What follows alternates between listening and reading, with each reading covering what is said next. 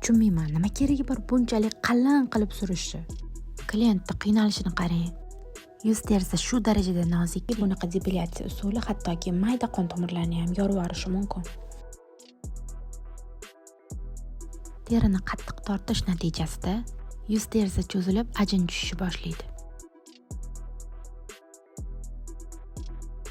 Даже teri qonashi natijasida infeksiya tushishi ham hech gap emas.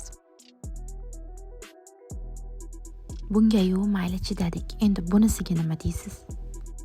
Buni ko'rib meni ko'zim yoshlanib ketdi.